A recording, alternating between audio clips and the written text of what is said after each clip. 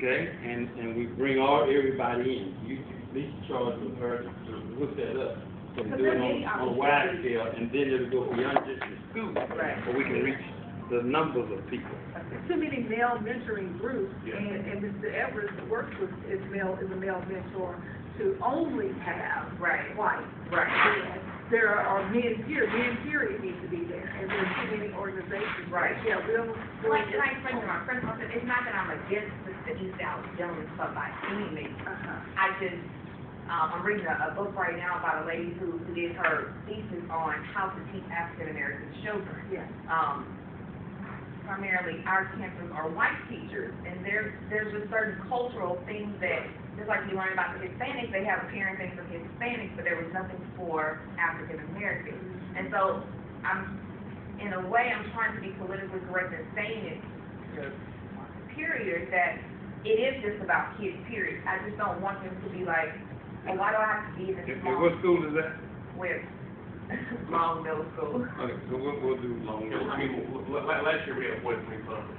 Okay. And it's important for boys to have, or to see people that they can identify with. Right. It has nothing to do with racism. You have to see somebody in front of you that you identify with to move in that direction. So there's a couple of guys that I work with during the boys' swing conference that I can put you in contact with. Okay, I would And one of the gentlemen works in the school system. Okay. Oh, actually, there's a couple of them. So they can bring in business leaders in the community, talk to them about school, business education, things like that. So it was a great conference we had last May. So we can definitely Thank you, appreciate it. take care of that. And then we'll get know this, that if I can teach, if I go into a classroom and I'm teaching young men how to tie, teach black kids how to tie. Right. Every little boy in that room how to tie. Every little boy in that room is going to get a tie, and he's going to get the same thing. That is a barrier that we must realize that's the reality. And the reality of it is, whether people like it or not, we got a big meeting today at 3 o'clock here at City Hall as it relates to redistricting. And it's a big fight. It's a big fight because we're redrawing the lines that will represent the city of Dallas and your council representatives. They love to see the Hispanics and the blacks fighting. So that's really kind of guy. I mean, I'm going to be telling everybody, don't go to the thrift shop today, don't go get no nails done, don't go to the barber shop, don't come over here to redistrict me because it's that important. But when I speak out on behalf of African Americans, that seems to be a problem. I'm supposed to understand. I've said that I believe that the Hispanic, and don't just believe it, but the Hispanic population in this city is growing. I just told you how many babies was at the racetrack last night. So the babies sooner or later going to be 10 years old, or 1 year old, at the racetrack last night, and those that are already 10 years old, they're going to be 20 years old. So it is a reality that the Hispanic population here is growing. So what we have to do, one, is accept the fact that that is a fact. And at our schools and everywhere else, the Hispanic population is growing so fast, it is going to outgrow us. The Hispanics are having babies, and they're having them in record numbers, okay? And so that number, at the end of the day, is going to supersede African Americans. So what we have to do, number one, is understand the fact that, hey, that's the reality of it. And the day of just saying, okay, this is this, and this is black, and this is Hispanic, no, this is like this. Yeah. Because in the area where I represent and live, once it was African American. And when I graduated from Roosevelt, there were only 2 Hispanics in my class, just 2 Hispanics in my class. And I was on the South Oak Cliff the other day, and Jesus Christ, I mean, even South Oak Cliff, the ratio has just flipped. And that is today's reality. So now, with that being said, demographically and geographically, the way and where we live, if we go to a particular 7-Eleven, or we go to a movie theater, or we go to a shopping center, you're not going to just be in there with just African Americans. We're going to be in there with Hispanics and African Americans. And so that is today's reality. Now, with that being said, the smartest thing for us to do is figure out how we all get along, because we all live together. We all go to the same store, we all live in the same neighborhood, and so there's no sense in having this division. And that's where we have to educate ourselves too. It didn't used to be like that, but it's like that today, and it will be like that and even greater tomorrow. So what do? We bring those kids together now, so that those kids can learn how to associate and get along and have an understanding.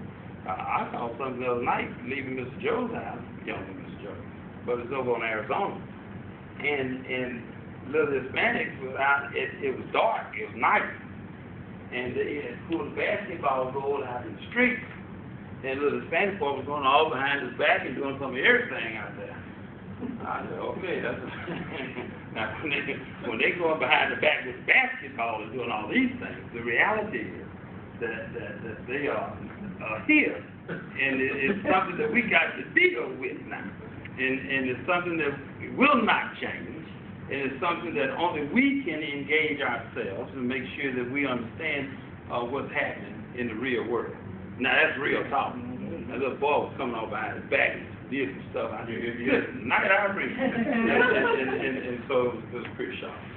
But with that, let me close by this and say, I took a trip to Nigeria.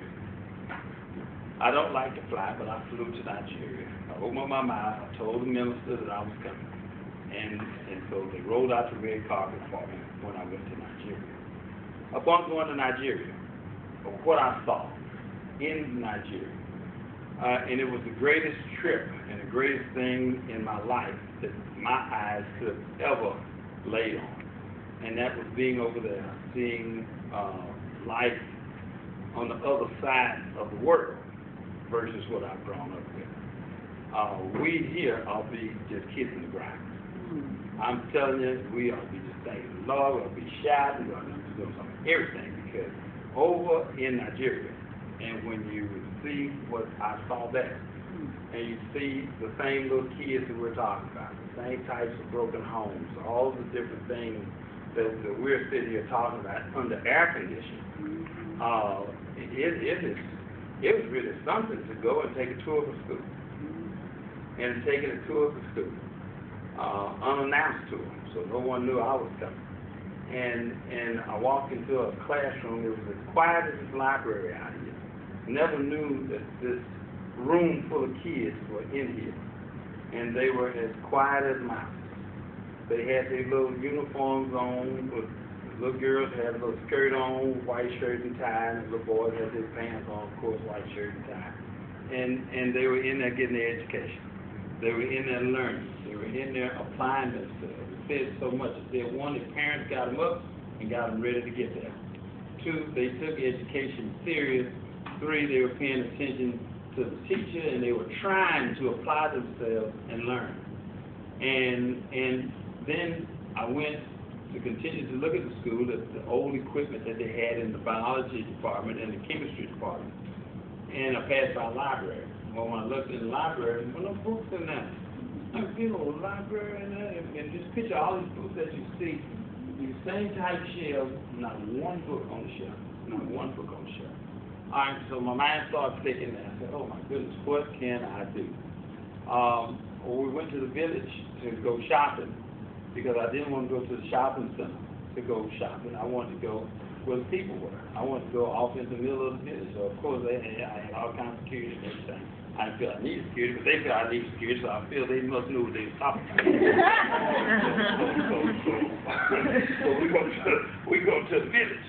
And in the village, while shopping, in these little huts and things, and where these people were there, actually cutting down trees, and they were making coffee tables and all types of beads and things that they could sell.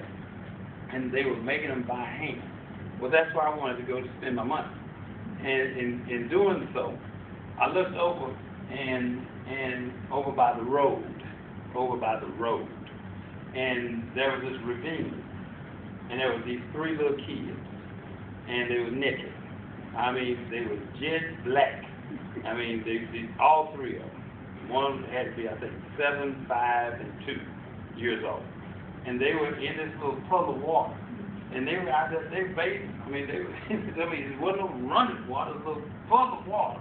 And they were out there, I mean, and they were bathing. I didn't believe it. First of all, I said, what the heck? And so we went over there, and I took the picture, okay? And I took the picture because I'm looking at the fact that the mother wasn't there, okay? And the 3 kids were there. And the fact that we got running water and bathrooms and bathtubs, they were out cleaning themselves in a puddle of water. Now, what am I supposed to look at? I'm standing out. I'm going to, when I get back to the United States, I got my house, I got 2, 3 bathrooms, I got all this different stuff, you know, but I see this as a reality. And I'm only saying that if those kids had the willingness and the initiative to clean themselves, to take care of themselves, and those other kids were applying themselves at school, learning, and trying to learn so they can become educated. And I saw this one little boy that they call the cowboy. Cowboy, he is about 10 years old, and he had this big long cane pole, and what he was doing, he was hitting his cows, and keeping the cows they had, you know, herding the cows, and they call him a cowboy. And this is how he has to make a living for his family, all right? So when you look at the opportunities that we have an opportunity to send our kids to school. We have an opportunity to further their education without any of those things that these folks don't have and are doing without. Then you look at those kids versus our kids, and you say, well, where's the commitment of the kids? Now, these kids had commitment. There were no air conditioners in these schools as well, and this was going on in the summer.